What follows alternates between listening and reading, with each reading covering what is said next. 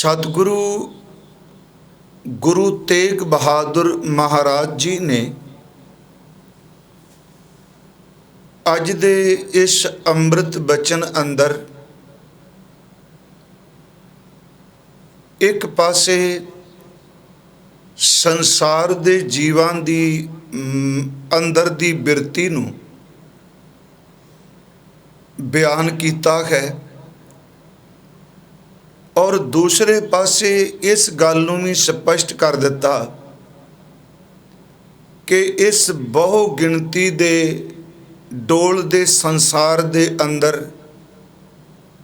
करोड़ां दी गिनती विच कोई एक ऐसा भी है जिसनूं परमात्मा ने इस संसार दे मनोविरती जो है उस तो वखरी अंदर दी सुरतों नूं बख्शी है। ये अमृत बचन दे अर्थ ने निस दिन माया कारणे। निश दा लफ्जी अर्थ है रात, दिन दा अर्थ असी बड़े सरल शब्दां च जानने खां।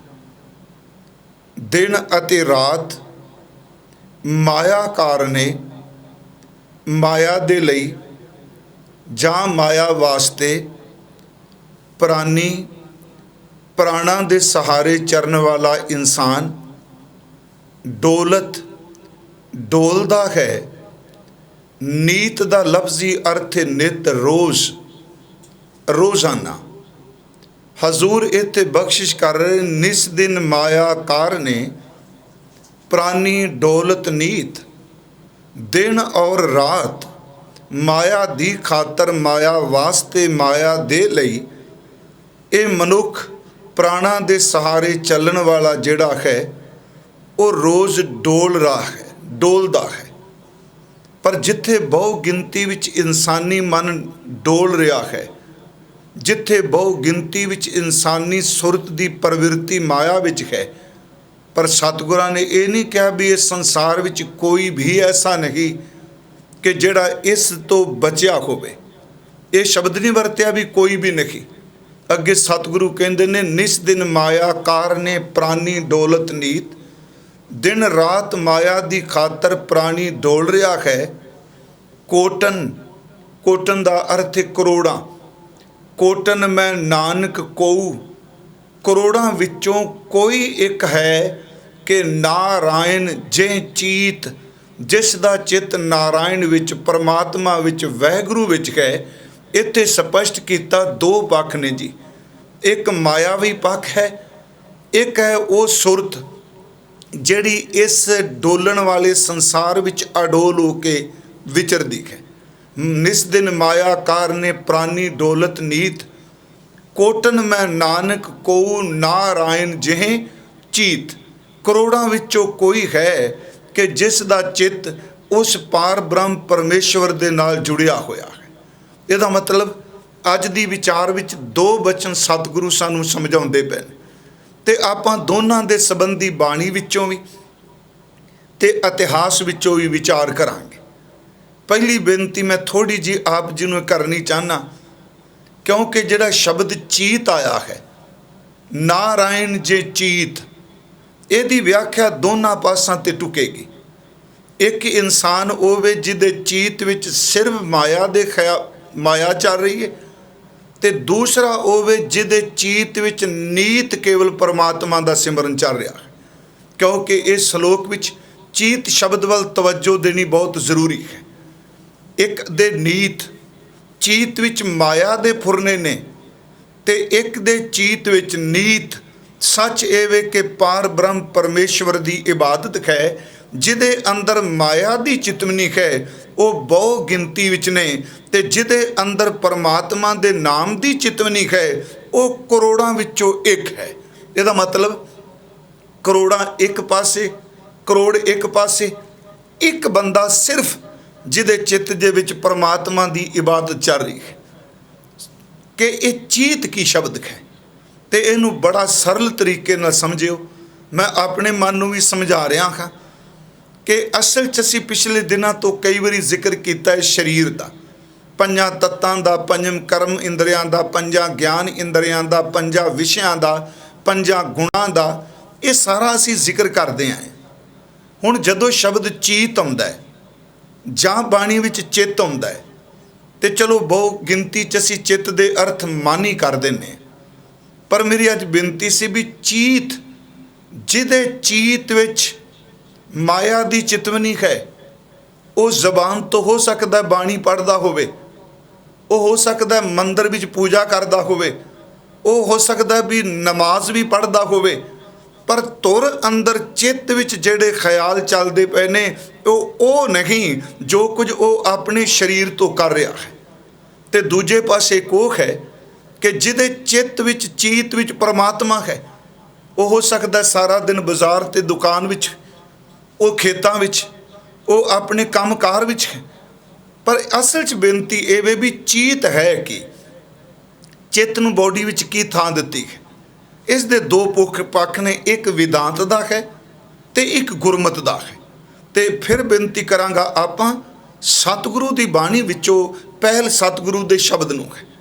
ਹੁਣ ਇਹ ਜਿਹੜਾ ਵਿਦਾਂਤ ਵੀ ਜਦੋਂ ਅਸੀਂ ਗੱਲ ਕਰਨੇ ਆ, ਉਸ ਵਿੱਚ ਚੀਤ ਵਾਸਤੇ ਇੱਕ ਸ਼ਬਦ ਹੈ ਜੀ ਅੰਤःਕਰਨ, ਜਾਂ ਇਹ ਸ਼ਬਦ ਵਰਤੇ ਹਿੰਦੀ 'ਚ ਵੀਰ ਅੰਤਸ਼ਕਰਨ। ਹੁਣ ਜਿਹੜਾ ਅੰਤःਕਰਨ ਹੈ, ਇਹਦੇ ਲਫ਼ਜ਼ੀ ਅਰਥ ਨੇ ਅੰਦਰ ਦੀ ਇੰਦਰੀ, ਅੰਦਰ ਵਾਲੀਆਂ ਇੰਦਰੀਆਂ, ਪਰ ਦਿਸਦੀਆਂ ਨਹੀਂ ਉਹ। ਹੁਣ ਉਸ ਅੰਤःਕਰਨ ਦੇ ਵਿੱਚ ਜਿਹੜੇ ਨੇ, ਇਹਨੂੰ ਚੁਤਿਸ਼ਟੈ ਸ਼ਬਦ ਵੀ ਵਰਤਿਆ ਜਾਂਦਾ ਹੈ। ਅੰਤःਕਰਨ, ਅੰਤਸ਼ਕਰਨ ਤੇ ਇੱਕ ਚੁਤਿਸ਼ਟੈ ਸ਼ਬਦ ਜਿਹੜਾ ਵਰਤਿਆ ਜਾਂਦਾ ਹੈ, ਉਹਦੇ ਵਿੱਚ ਚਾਰ ਨੇ। ਉਸ ਵਿੱਚ ਹੈ ਮਨ, ਬੁੱਧ, ਪਹਿਲਾ ਮਨ, ਬੁੱਧ, ਤੀਸਰਾ ਚਿੱਤ ਤੇ ਚੌਥਾ ਹੰਕਾਰ।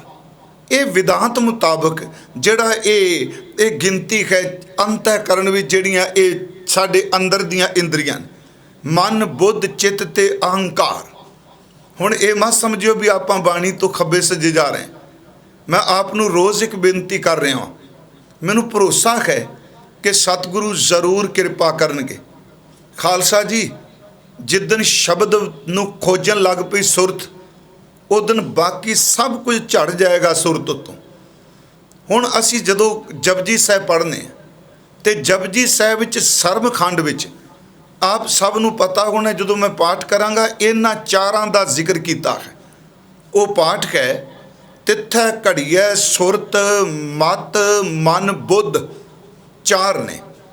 ਸ਼੍ਰੀਮਾਨ ਭਾਈ ਕਾਹਨ ਸਿੰਘ ਨਾਭਾ ਹੋਣਾ ਨੇ ਮਹਾਨ ਕੋਸ਼ ਵਿੱਚ ਜਦੋਂ ਅੰਤःਕਰਨ ਆਪਾਂ ਪਾਉਂਦੇ ਹਾਂ, ਉਸ ਵਿੱਚ ਇਸ ਗੱਲ ਨੂੰ ਖੋਲ੍ਹਿਆ ਹੈ।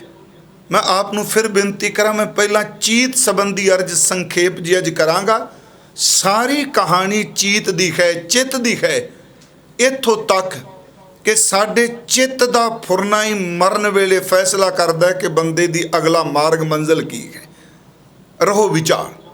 ਹੁਣ ਇਸ ਵਿੱਚ ਜਿਹੜਾ ਇਹ ਵੇ, ਇਹ ਮਨ, ਬੁੱਧ, ਚਿੱਤ ਕੀ ਹੈ, ਇਹਦੇ ਸੰਬੰਧੀ ਉਹ ਜਦੋਂ ਵਿਆਖਿਆ ਕਰਦੇ ਆ, ਇਸ ਵਿੱਚ ਮਨ ਦਾ ਅਰਥ ਕਿ ਜਿਹੜਾ ਫੁਰਨੇ ਪੈਦਾ ਕਰ ਰਿਹਾ, ਸੰਕਲਪ ਵਿਕਲਪ, ਕਹਿੰਦੇ ਸੰਕਲਪੋ ਵਿਕਲਪੋ ਵਾ ਮਨੋ, ਜਿਹੜਾ ਅੰਦਰ ਫੁਰਨੇ ਪੈਦਾ ਕਰ ਰਿਹਾ।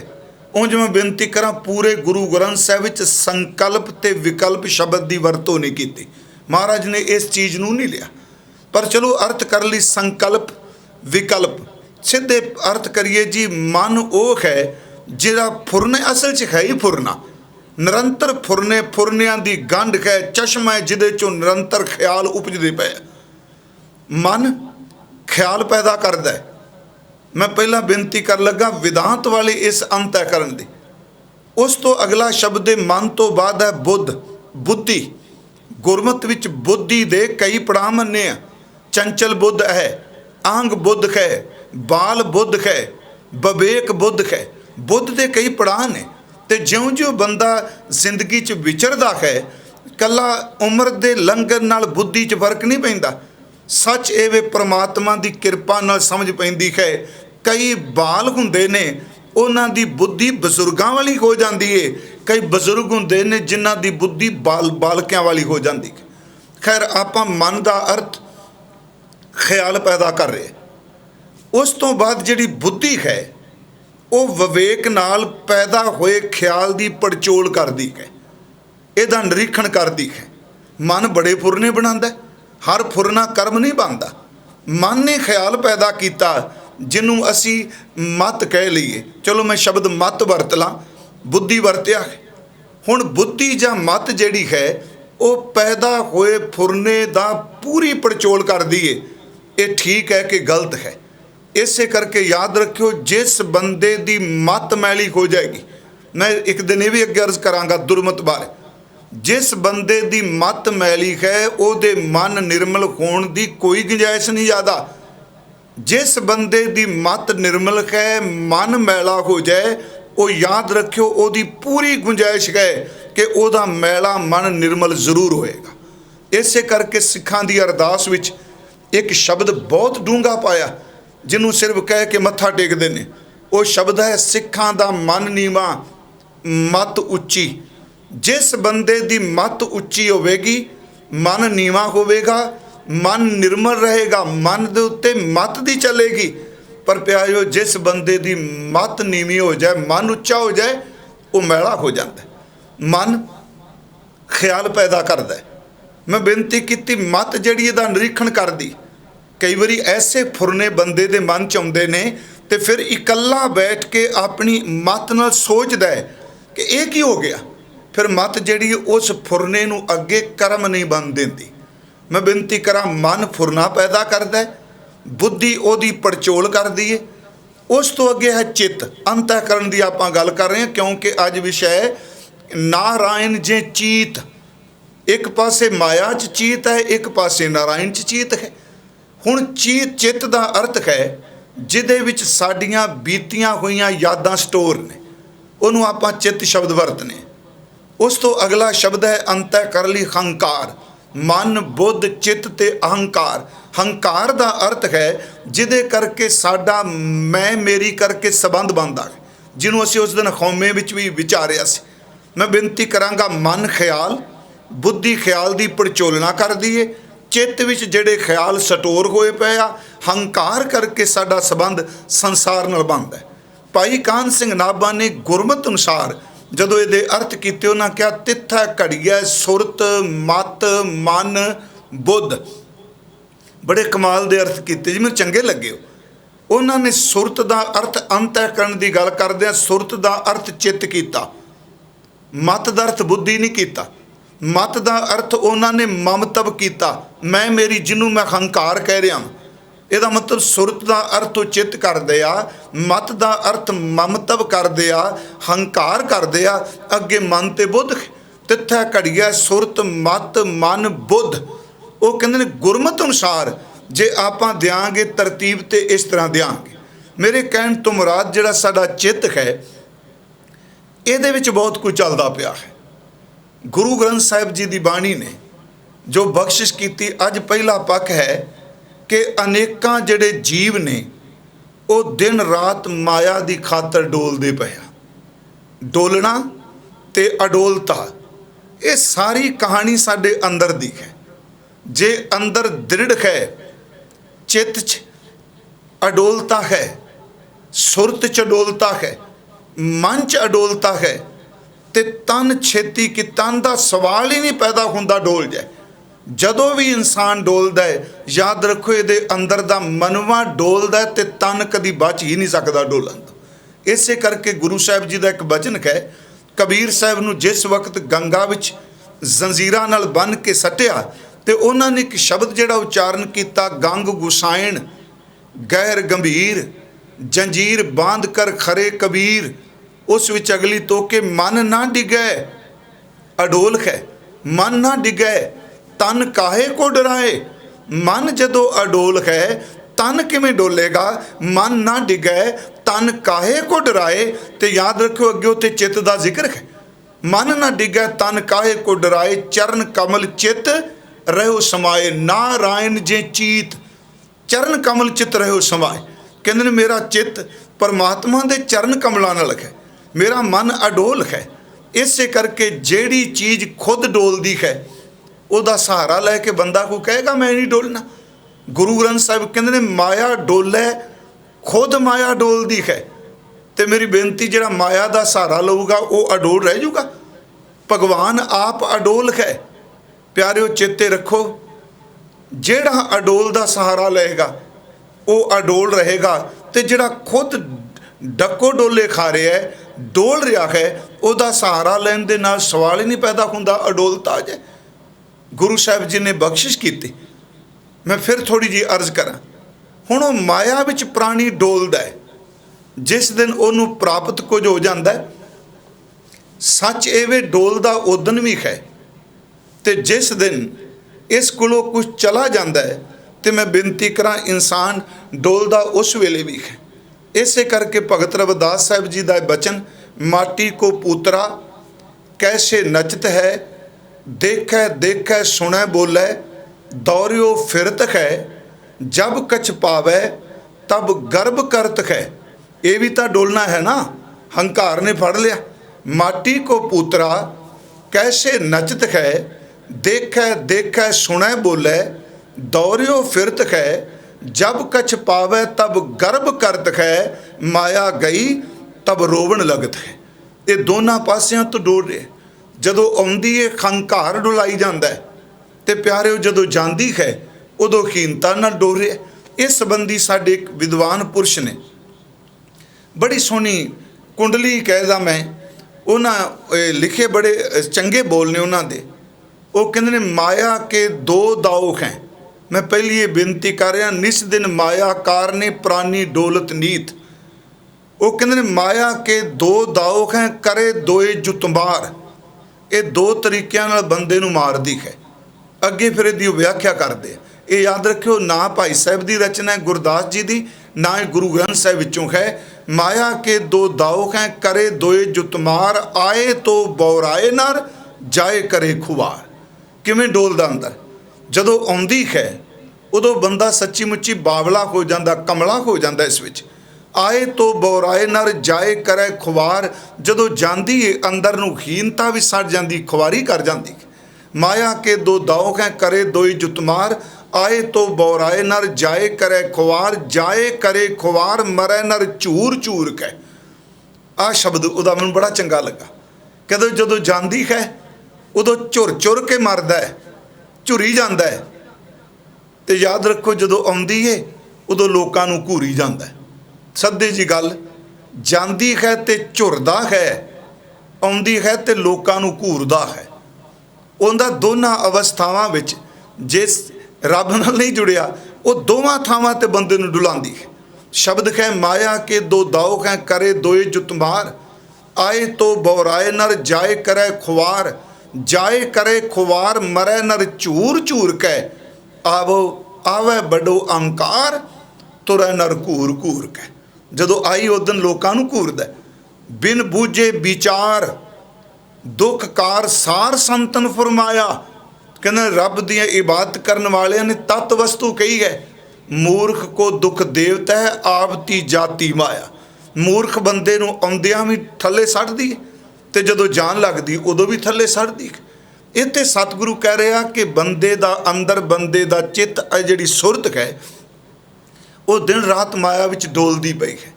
ਤੇ ਇਸ ਚੀਜ਼ ਦਾ ਹੰਕਾਰ ਵੀ ਨਹੀਂ ਕਰਨਾ ਚਾਹੀਦਾ।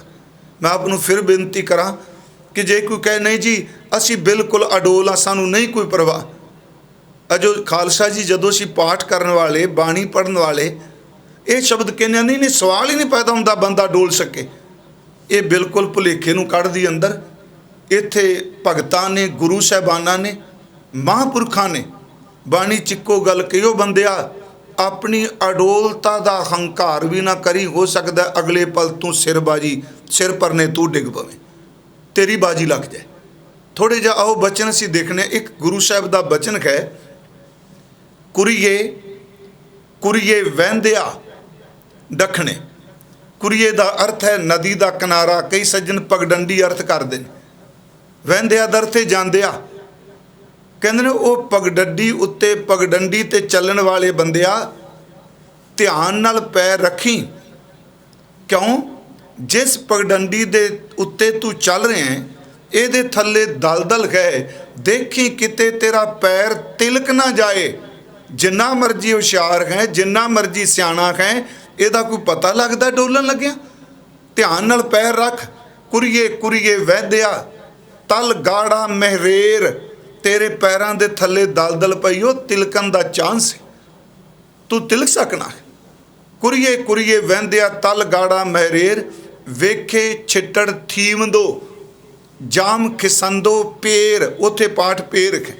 गुरु अर्जन साहब कहते ਜਿਹੜੇ ਬੰਦੇ ਅੱਤ ਦੇ ਸਿਆਣੇ ਸਨ, नहीं जी ਅਸੀਂ ਤੇ ਕਦੀ ਡੋਲ ਨਹੀਂ ਸਕਦੇ।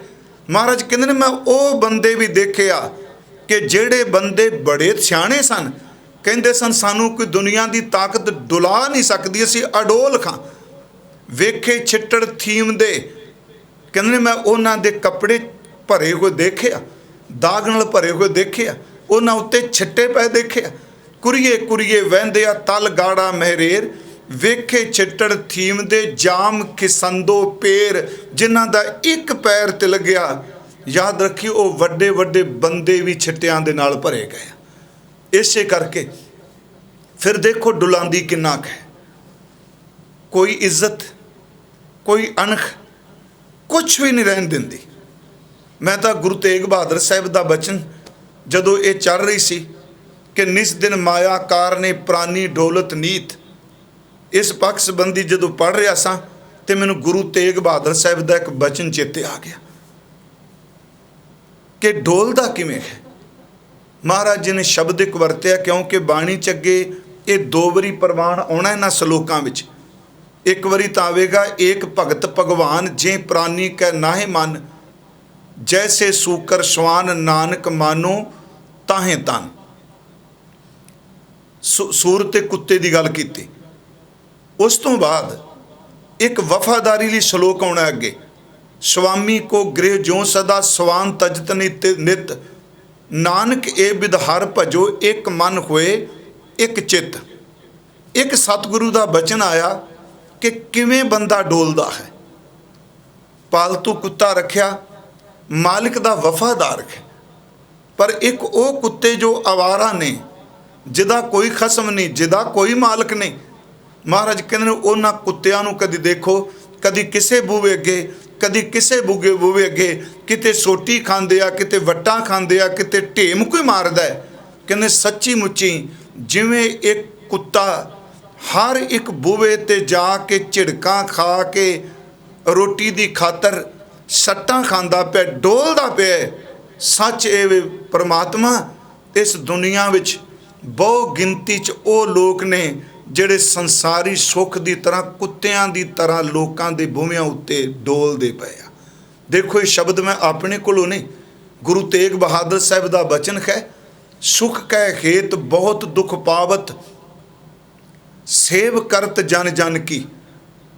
ਫਿਰ ਸੁਣੋ, ਸੁਖ ਕੈ ਖੇਤ ਬਹੁਤ ਦੁਖ ਪਾਵਤ, ਸੇਵ ਕਰਤ ਜਨ ਜਨ ਕੀ।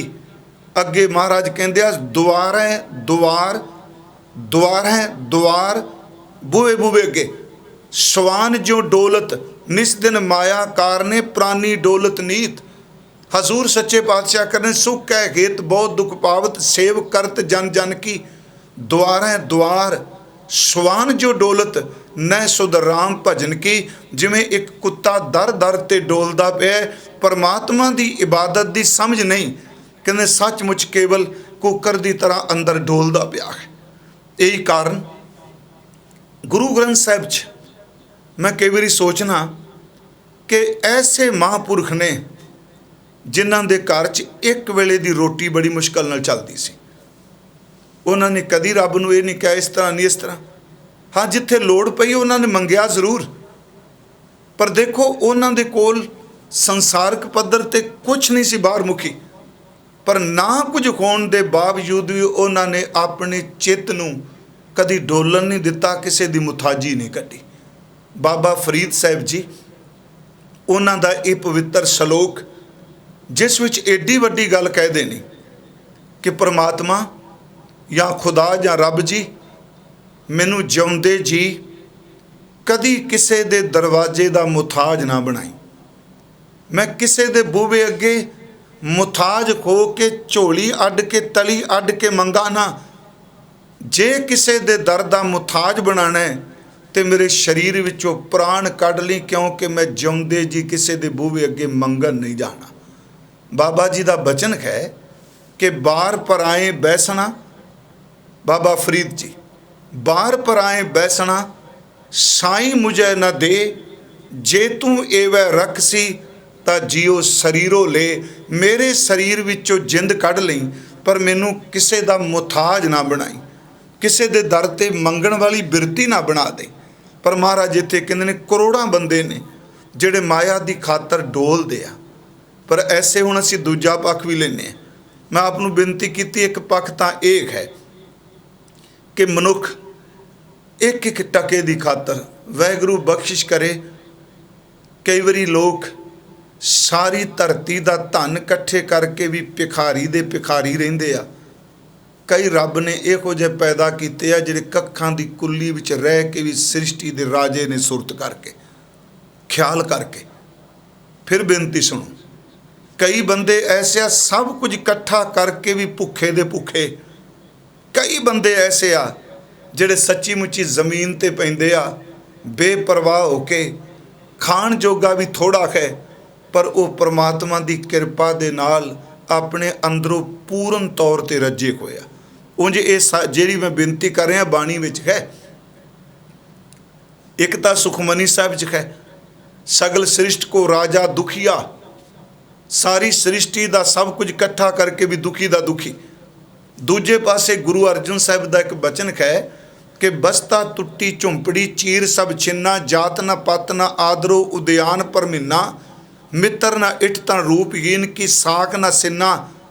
अगे महाराज कहते राजा सगली सृष्टि का हर नाम मन भिन्ना। तो उन्होंने सामने रखो।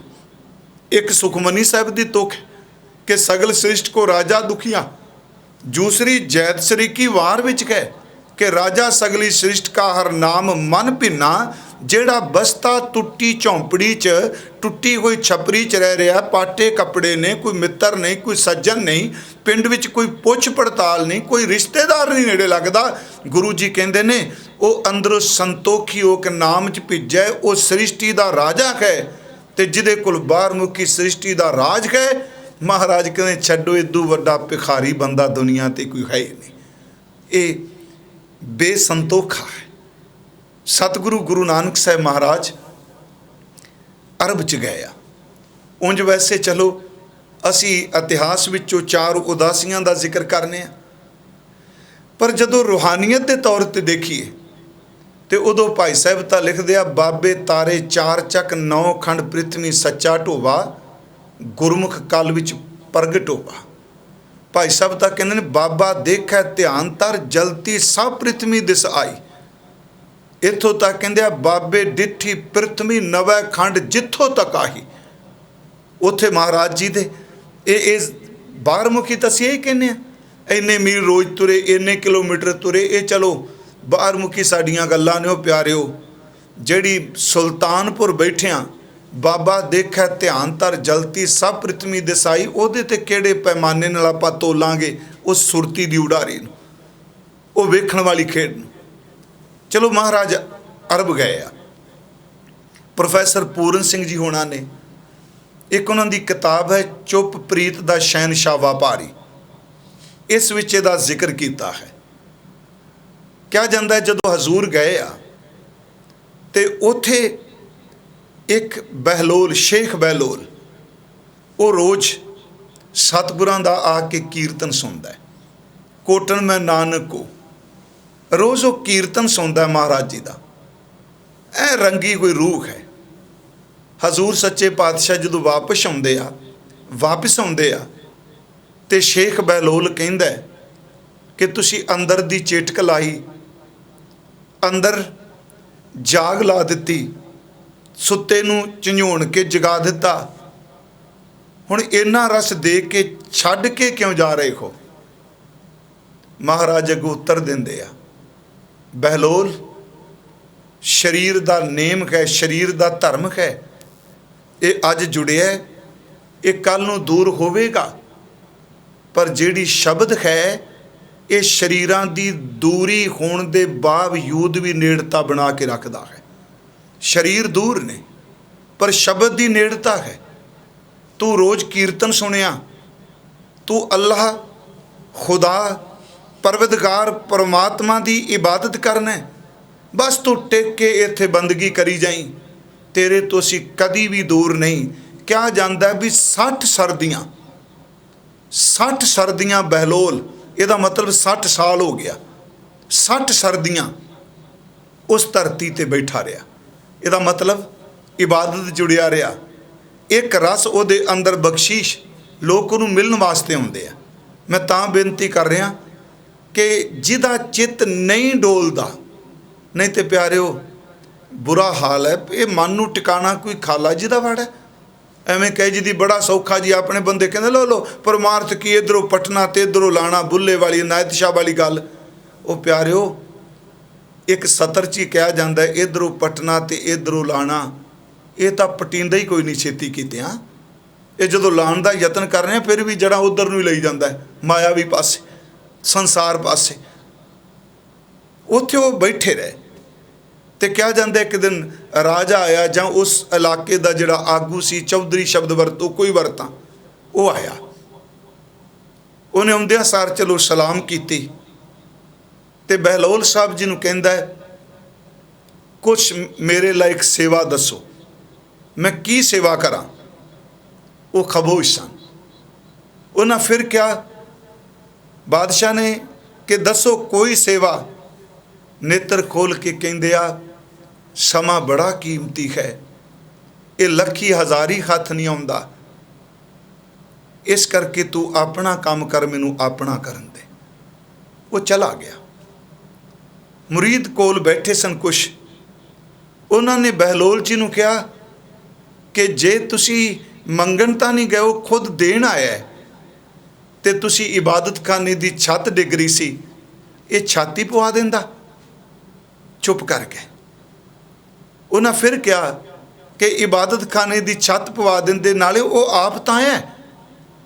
उस वक्त बहलोल जी दे बोल सुनने वाले सन। कहंदे जदों आया मेरे बैठन की मुद्रा की, मैं किस ढंग नाल बैठा। कहन लगे बाबा तुसी लत्तां पसार के बैठे, ढोल आके लत्तां सीधियां करके लत्तां पसार के बैठे। हस के खिड़खड़ा के हस के कहंदे आ, बेटा जदों लोग हाथ फैलाना शुरू कर देन फिर लत्तां पसार के बैठ नहीं सकते। जिहड़ा हथ पसारेगा वो लत्तां पसार के नहीं बैठ सकता। कहते ने ये हथ, ये झोली केवल एक खुदा अगे ते मेरा मुर्शद गुरु नानक साहब है। मैं आपनू बेनती करा कि उत्थे डलाउण वाला वक्त नहीं बनता, अनेकों तरीक़ों नाल आउंदी है।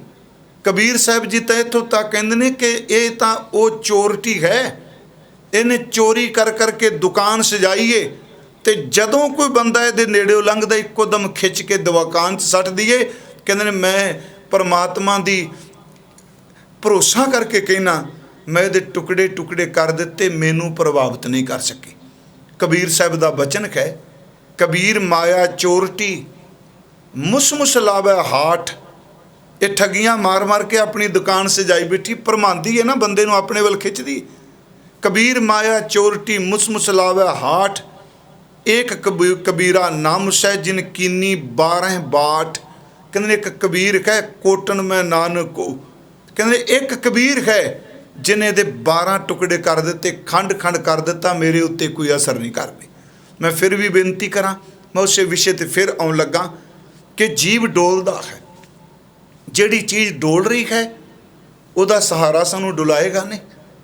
हुण जे मैं 2-3 उदाहरण देना, मान लो असीं बस ते सफ़र कर रहे हैं तो जे बस का सारा ढांचा डोलेगा हिलेगा तो विच बैठा बंदा नहीं हिलेगा, वो जरूर डोलेगा। जे ट्राली ते बैठे हैं, सीधी गल करा, ट्रैक्टर ते बैठे हैं, ट्रैक्टर ट्राली ते बैठा बंदा जां ट्राली ते जो डोलेगी उत्ते बैठे नहीं डोलेगा। रुख दे टाण ते खलो बैठा बंदा जदों हवा चलेगी टाण डोलेगा, तो उस टाण ते बैठा बंदा नहीं डोलेगा। ਜਿਹੜੀ चीज़ खुद डोलदी है वो अपना आसरा जिहड़ा उहदा लैगा, वो कदी डोलन तो बच ही नहीं सकता। रुख ते बैठा होया बंदा तो हिलूगा, पर अडोल पहाड़ का जिहड़ा सहारा ले लेगा वो नहीं हिलेगा। इसे करके जिहड़े अडोल सन करोड़ां विचों एक अद्धे, उन्होंने ये बाणी च कहा कि तू मेरो मेर पर्बत स्वामी, ओट गही मैं तेरी, ना तुम डोलो ना हम गिरते। तू डोलना नहीं, मैं डिगना नहीं। डिगांगा तां जे डोलेगा। उत्थे परमात्मा नूं पहाड़ कहा कि पहाड़ का मतलब तू अडोल है। उत्थे शब्द है कि तू मेरो मेर पर्वत स्वामी, ओट गही मैं तेरी, ना तुम डोलो ना हम गिरते। तू डोलना कोई नहीं, मैं डिगना कोई नहीं। डिगण का चांस तां मौका तां बनता है जे तू डोलेगा। ते ना तुम डोलो ना हम गिरते, रख लीनी हर मेरी। हाँ, अडोलता लई अरदास भी की गई। इनू खौमे च नहीं लिजाना, नहीं जी मैं बड़ा अडोल खां। तो साडी एक समस्या, जदों असीं सिख इतिहास नूं भी पढ़ने, मैं समस्या कह रहा, जदों किते भी इतिहास का कोई इंसान डोलदा दिसदा है, असीं कहने नहीं नहीं ये किसी मिलावट कर दी होनी है, सिख कदी डोल सकदा। मैं तुहानूं हथ जोड़ के एक बेनती करांगा, इत्थे समर्थ गुरु कहंदा है कि डंडौत बंधन अनेक बार, सर्ब कला समर्थ। अनेकां वारी तेरे सामने नमस्कार है परमात्मा। तू सारियां शक्तियां विच निपुण है, तू सर्ब कला समर्थ है। ते सर्ब कला समर्थ वो है कि सच एवे जिहड़ा हर काम कर सकता है। इसे करके परमात्मा लई जदों आस्तिक बंदा कहंदा है रब ये भी कर सकता है, ये भी कर सकता है, तो बौद्धिक तल वाला कहंदा नहीं नहीं ये हो ही नहीं सकता। पर जदों सिखो ये शब्द पढ़ते हो कि सर्ब कला समर्थ, वो सब कुछ करन दे समर्थ है। तो अगे फिर पता बेनती की कीती गुरु जी ने, मैं तां कहा भी इस अडोलता नूं हंकार नाल जोड़ के ना करिए। मैं नहीं डोलदा जी। इत्थे याद रखियो जोगा सिंह वर्गा चलदा घरों कि गुरु जी का हुक्म आया है, विआह विच ही तुर पैंदा है। क्योंकि इस हिस्टरी नूं आपां एक हथोले नहीं कर सकांगे। पर जदों सिर्फ फुरना इन्ना हुंदा है कि मेरे वर्गा कोई हुक्मी होवेगा, मैं हुक्म मन्निया, चेते रखियो उस फुरने ने बंदे नूं किदे दरवाजे अगे आके खड़ा कर दिता, वैश्या दे दरवाजे अगे चला गया। पर समर्थ गुरु सच ये वे कि उन्हें उत्थे भी डोलन तो बचा दिता, उत्थे धब्बा ना लगन दिता। मैं आप नूं बेनती करांगा कि ये ना दावा करिए जी नहीं मैं तो अडोल, सानू कोई डुला ही नहीं सकता। हाँ, जदों अडोलता की गल गुरु ने की, हुण कबीर साहब का मैं बचन पढ़िया, ना तुम डोलो ना हम गिरते। उत्थे ना तुम डोलो रब ते भरोसा के अपनी कली गल नहीं की। हजूर ने इत्थे बचन किया कि डंडौत बंधन अनेक बार, सर्ब कला समर्थ। ते अगे बेनती की करदे आ, डोलन ते राखो प्रभु। वाहिगुरू तू डोलन तो बचा ले, डोलन ते राखो प्रभु, नानक दे कर हथ। जदों असीं पाठ करने, भगत रविदास साहब जी इन्नी परमात्मा दे चरना च अरदास, उन्हां दा एक शब्द है नाथ कछु ना जानू। परमात्मा कोई समझ नहीं पैंदी पई, मन माया कै हाथ बिकानो। ये अंदर डोलदा पै नूं माया खरीद के लै गई। तुम कहियत हो जगत गुर स्वामी, हम कहियत कलजू के कामी। एडी वड्डी अरदास, तू जगत दा मालक, मैं कलयुग दा कामी कीड़ा। तुम कहियत हो जगत गुर स्वामी, हम कहियत कलयुग के कामी। इन पंचन मेरो मन जो बिगाड़ियो, इन्हां पंजां ने मेरे अंदर नूं विगाड़ दिता है। पल पल हर जी ते अंतर पा रहे हो। बाबा फरीद साहब वर्गा महापुरख, उन्होंने का एक वचन है, सरवर पंखी हेकड़ो ये संसार सरोवर है, इकला पंछी फस गया वा, फाही वाल 50 मैनू पछाण वाले 50 ने। सरवर पंखी हेकड़ो फाही वाल 50, ये तन लहरी गढ़ थिया सच्चे, तेरी आस रब जी मैं नहीं लहरां तो बच सकता। नामदेव जी ने बेनती नहीं की, लोभ लहर अत नीचर बाजा काया डूबै केशवा। आ लहरां वजदियां पईयां ने डुबना पिया, संसार समुंदे तार गोबिंदे तार लै बाप बीठला। कबीर साहब जी ने शब्द कह, इन माया जगदीश गुताई तुमरे चरण बिसारे, किंचत प्रीत ना उपजै जन को जन कहाँ करे बिचारे।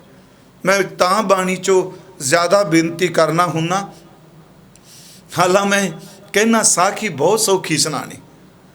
ਤਿਆਰੀ ਦੀ ਲੋੜ ਹੀ ਨਹੀਂ। ਬੰਦਾ ਇੱਕ ਵਾਰੀ ਪੇਜ ਪੜ੍ਹੇ, ਫਿਰ ਵੀ ਹੰਕਾਰ 'ਚ ਨਹੀਂ ਸਤਿਗੁਰੂ ਬਚਾਈ। ਇੰਨੇ ਦਿਨ ਲਗਾਤਾਰ ਜੇ ਵਿਚਾਰ ਕਰਕੇ ਕਿਸੇ ਦੇ ਮਨ ਵਿੱਚ ਇੰਨੇ ਹੀ ਫੁਰਨਾ ਉੱਠ ਜਾਏ ਕਿ ਆਪਾਂ ਨਿੱਠ ਕੇ ਗੁਰੂ ਗ੍ਰੰਥ ਸਾਹਿਬ ਦੇ ਸ਼ਬਦ ਨੂੰ ਵਿਚਾਰਨਾ, ਆਪਣੀ ਸਫਲਤਾ ਹੋਵੇਗੀ। ਮੇਰੇ ਕਹਿਣ ਤੋਂ ਮੁਰਾਦ ਅਡੋਲ ਹਨ, ਪਰ ਅਡੋਲ ਇਕੱਲੇ ਨਹੀਂ ਆਪਣੀ ਕੌਮੇ ਨਾਲ ਕਹਿੰਦੇ ਮੈਂ ਅਡੋਲ। ਉਹ ਕਹਿੰਦੇ ਨਹੀਂ, ਜਿਹਦਾ ਸਹਾਰਾ ਰਿਹਾ ਉਹ ਅਡੋਲ ਹੈ, ਉਹਨੇ ਨਹੀਂ ਡੋਲਣਾ। ਇਸੇ ਕਰਕੇ ਗੁਰੂ ਗੋਬਿੰਦ ਸਿੰਘ ਮਹਾਰਾਜ ਜਦੋਂ ਅਡੋਲਤਾ ਦਾ ਜ਼ਿਕਰ ਕਰਦੇ ਨੇ ਤੇ ਉਹਨਾਂ ਦਾ ਇੱਕ ਸ਼ੇਰ ਹੈ, ਕਸੇ ਪੁਸ਼ਤ ਉਫਤਦ ਪਸੇ ਸ਼ੇਰੇ ਨਰ, ਕਸੇ ਪੁਸ਼ਤ ਉਫਤਦ ਪਸੇ ਸ਼ੇਰੇ ਨਰ, ਨਾ ਗੀਰਤ ਬੂਜ਼ੋ ਮੇਸ਼ੋ ਆਹੂ ਗੁਜ਼ਰ। ਇਹਦੇ ਅਰਥ ਕੀ ਨੇ? ਕਸੇ ਪੁਸ਼ਤ ਉਫਤਦ ਪਸੇ ਸ਼ੇਰੇ ਨਰ, ਜਿਹਦੀ ਪਿੱਠ ਪਿੱਛੇ ਸ਼ੇਰ ਖਲੋਤਾ ਹੋਵੇ। ਉਦਾਹਰਨ ਸਮਝਣ ਲਈ ਅਡੋਲਤਾ ਕੀ, ਕਸੇ ਪੁਸ਼ਤ ਉਫਤਦ ਪਸੇ ਸ਼ੇਰੇ ਨਰ, ਜਿਹਦੇ ਪਿੱਠ ਪਿੱਛੇ, ਜਿਹਦੇ ਪਿੱਛੇ ਸ਼ੇਰ ਨਰ ਪਰਮਾਤਮਾ ਖਲੋਤਾ ਹੋਵੇ। ਨਾ ਗੀਰਦ, ਉਹਦੇ ਨੇੜੇ ਨਹੀਂ ਫਟਕਦੇ। ਕੌਣ? ਬੂਜ਼ੋ ਬੱਕਰੀ, ਬੂਜ਼ੋ ਮੀਨਸ ਬੱਕਰੀ, ਮੇਸ਼ੋ ਹਿਰਨ। ਵਾਹਿਗੁਰੂ ਇਹ ਭੇਡ ਬੱਕਰੀ ਆਹੂ ਹਿਰਨ, ਇਹ ਉਹਦੇ ਨੇੜੇ ਕੋਈ ਨਹੀਂ ਫਟਕਦੇ। ਜਿਹੜਾ ਸ਼ੇਰ ਦੇ ਨੇੜੇ, ਉਹਦੇ ਨੇੜੇ ਭੇਡ ਬੱਕਰੀਆਂ ਤੇ ਖਰਨ ਆਉਣਗੇ। ਇਹਦਾ ਮਤਲਬ ਕਿ ਸ਼ੇਰ ਦੀ ਸ਼ਰਨ ਹੈ। ਸਤਿਗੁਰੂ ਨੇ ਤੇ ਸ਼ਬਦ ਵਰਤੇ, ਲੋਕ ਡੋਲਦੇ ਆ, ਨਿਸ ਦਿਨ ਮਾਇਆ ਕਾਰਨੇ ਪ੍ਰਾਨੀ ਡੋਲਤ ਨੀਤ। ਤੇ ਕਦੀ ਇਸ ਚੀਜ਼ ਦਾ ਮਾਣ ਵੀ ਨਹੀਂ ਕਰਨਾ ਚਾਹੀਦਾ। ਸਾਡੇ ਪੁਰਾਣੇ ਗਿਆਨੀ ਵੀਰ ਇਹ ਅਕਸਰ ਇਹ ਸੁਣਾਉਂਦੇ ਹੁੰਦੇ ਸਨ ਕਿ ਵੇਸ਼ਵਾ ਰੋਜ਼ ਫਕੀਰ ਨੂੰ ਪੁੱਛਦੀ ਸੀ, ਅਕਸਰ ਸੁਣਾਈ ਜਾਂਦੀ ਗੱਲ, ਪੁੱਛਦੀ ਸੀ ਤੇਰੀ ਦਾੜੀ ਚੰਗੀ ਕਿ ਮੇਰੇ ਕੁੱਤੇ ਦੀ ਪੂੰਛ ਚੰਗੀ। ਇਹ ਸੁਣਾਈ ਜਾਂਦੀ ਸੀ ਗੱਲ, ਕਿਉਂਕਿ ਅੱਜ ਕੱਲ੍ਹ ਇਹ ਜਿਹੜੇ ਮੈਦੇ ਨੇ ਨਾ ਹਾਜ਼ਮੇ ਕਮਜ਼ੋਰ ਹੋ ਗਏ ਆ, ਬੜੇ ਕਮਜ਼ੋਰ ਹੋ ਗਏ ਆ। ਮੈਂ ਇਹ ਬੋਡੀ ਦੀ ਨਹੀਂ ਕਰ ਰਿਹਾ, ਸਰੋਤ ਦੇ ਵੀ ਕਮਜ਼ੋਰ ਹੋ ਗਏ ਆ। ਖੁੱਲ੍ਹ ਕੇ ਗੱਲ ਕਰੋ ਤਾਂ ਇੱਕੋ ਦਮ ਉਹਨੂੰ ਪਤਾ ਨਹੀਂ ਕਿੱਥੋਂ ਕਿੱਥੋਂ ਸੰਕੀਰਨਤਾ ਲਿਆ ਕੇ ਨਵੇਂ ਨਵੇਂ ਅਰਥ ਕੱਢਦੇ ਨੇ। ਇਹ ਕਿਵੇਂ ਕਹਿ ਦਿੱਤਾ ਜੀ?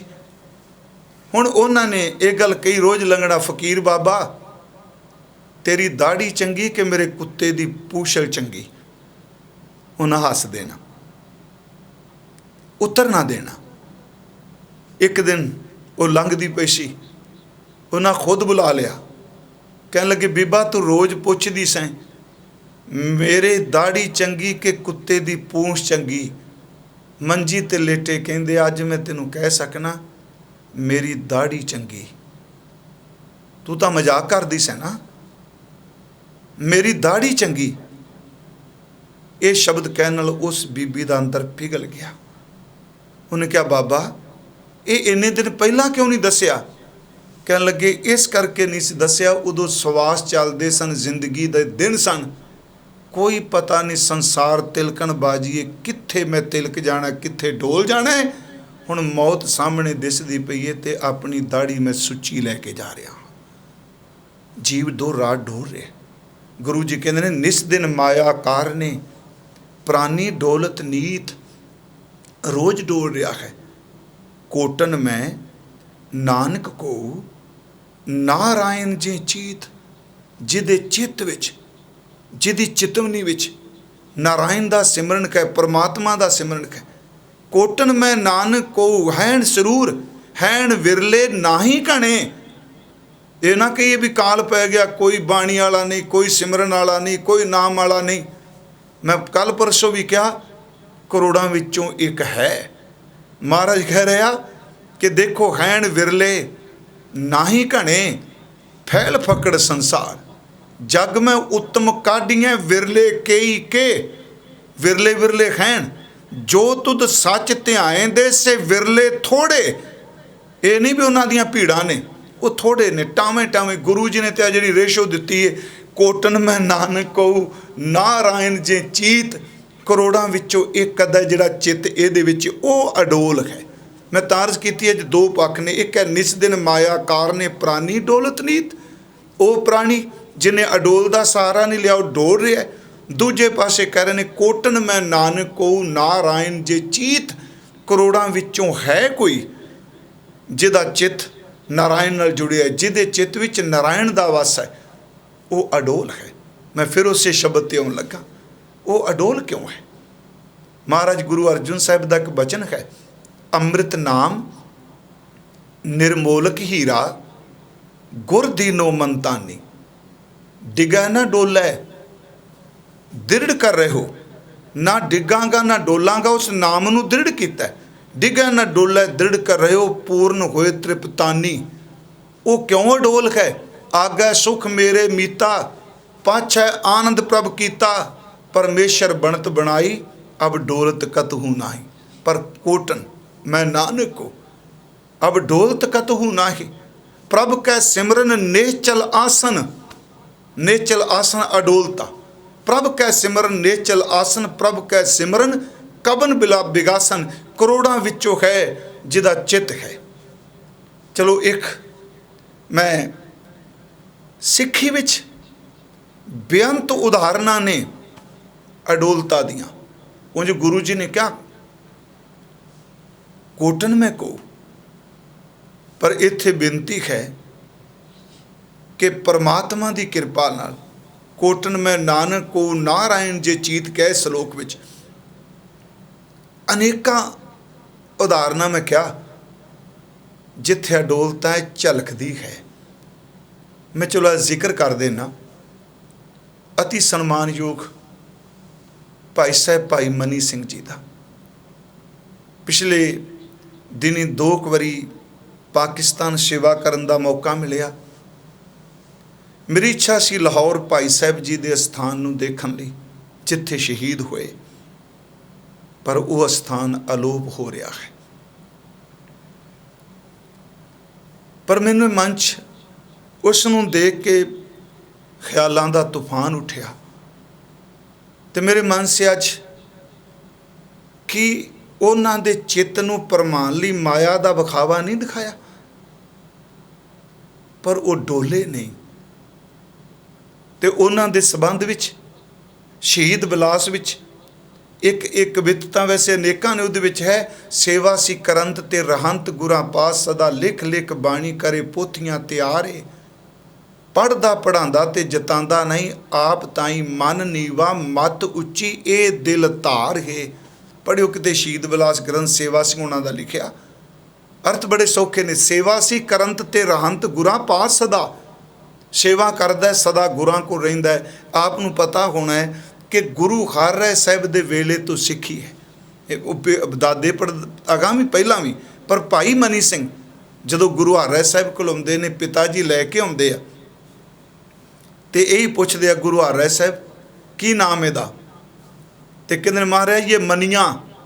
धन गुरु हर राय साहिब कहंदे जे मनिया गुनिया जग होवो, एक गुणी गुणवान होवेगा। हुण इस कवित विच भाई साहब की शख्सियत नूं बयान कीता है। सेवा सी करंत ते रहंत गुरां पास सदा, लिख लिख बाणी करे पोथियां त्यारे। बाणी दियां पोथियां दा लिखारी है। पढ़दा पढ़ांदा आप रोज़ पढ़ते ने ते विद्यार्थियों नूं पढ़ाते ने। पढ़दा पढ़ांदा ते जतांदा नहीं, आप ताई एडा विद्वान हो के होमे नहीं। मन नीवा मत उच्ची ए दिल धारे। हठी तपी सिक्खी सिदक दा पुतला सी, साखियां सिदक दियां करदा त्यारे। सेवा करी इवें किवें बीत गए बरख कई, युद्ध दे करन विच वड्डा हुशियार है। भाई मनी सिंह जी उन्हां दी शख्सियत नूं इस कवित भी दस दिता भी वो इंद्री जित ने, खठी ने, तपी ने, बाणी लिखारी ने, कथावाचक ने, ज्ञानी ने, गुणी ने, अनेकां विद्यार्थियों नूं पढ़ाते पे। पर जदों अंतला समा हुंदा है, क्योंकि इत्थे जरूरी सी कि है तां माया दे प्रभाव उन्हां नूं ही पाया। गुरु जी ने कहा कोटन मैं नानक को नारायण जे चीत। तो मेरी इच्छा सी भी कोई ऐसी उदाहरण जिहड़ी अडोलता, जिहदा चित्त साईं च जुड़िया। आप सब नूं पता सी अरदास च उन्हां रोज़ चेते करने, बंद बंद कटाए। लाहौर उन्हां नूं जदों शहीद कर लगे कि उन्हां नूं क्या नहीं गया भी तुसीं सिੱਖੀ नूं त्याग दिओ, साडे धर्म नूं कबूल कर लो। मैं कहांगा, मैं बेनती करांगा, सिੱਖੀ एडी विशाल है, इत्थे दबके नाल, धक्के नाल, लालच नाल, तमे नाल, जोर नाल कदी किसी नूं क्या नहीं जांदा तू साडे धर्म च आ। ये मेरी गल दा गुस्सा ना करियो। लालच दे के, डरा के, धमका के, गुरु ने तो इक्को गल कही, सिੱਖੀ प्रेम दी खेड है। सिੱਖੀ मजबूरी वालियां लई नहीं, जिन्हों प्रेम दी खेड खेडन दा चाहो मेरी गली विच आ जाए। जो तो प्रेम खेलन का चाहो, सिर तर तली गली मेरी आओ। इत मार्ग पैर धरीजै, सिर दीजै कान ना कीजै। भाई साहब नूं अनेकां डरावे भी दिते, लालच भी दिते। मैं बेनती करा, अखीर ते क्या गया भी दा बंद बंद कट दिओ। ते मैं 3 पदे ने प्रिंसीपल गंगा सिंह हुणां दे काव दे, ते वो मैं अपना सांझे जरूर करने चाहना। ते इस पक्षों भी चलो भी नाले साखी रूप भी हो जाएगा, नाले ये भी सिद्धांत बाहर निकलेगा भी वो अडोलता कित्थे बजुर्ग कोल। जदों इन्हां नूं चौंक च बिठाया, थले लकड़ दी मुड्ढी रखी, टोका लैके जलाद आया, ते भाई साहब दे चेहरे ते ऐ पूरा दगदा करदा भखदा चेहरा,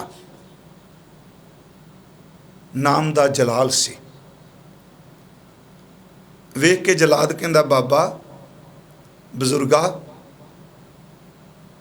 तेनू पता है मैं तेनू इक्को दम फट मार के गर्दन नहीं उतारनी। कहते हैं हाँ, मैं तेरा बंद बंद कटना है।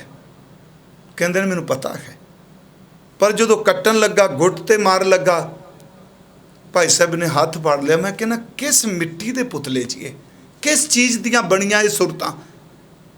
उन्होंने कहते हा तेनू पता है बंद कित्थों शुरू हुंदा है? बंद तो इत्थों शुरू होना है। वो कहता बाबा तू डरदा भी नहीं तो मैनू भी दस रहा बंद इत्थों शुरू हुंदा है। उत्थे प्रिंसीपल तो बोलदियां बेअंत भुल्लां होईयां ने। कल नूं अगे मंच ते सी भी अज 2 शलोक करिए, पर हर शलोक जिहड़ा रोकदा है, हर शलोक कहंदा मेरे नाल गल कर।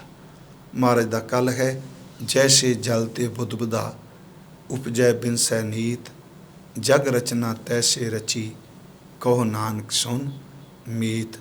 आओ गुरु चरनां विच अरदास करिए, सभे जी संभाल अपनी मेहर कर, अन पानी मुझ उपाए, दुख दालद पन धर, अरदास सुनींदा तार, होई शिष्ट ठर, लेवो कंठ लगाए, अपदा सब हर, नानक नाम ध्याए, प्रभ का सफल कर।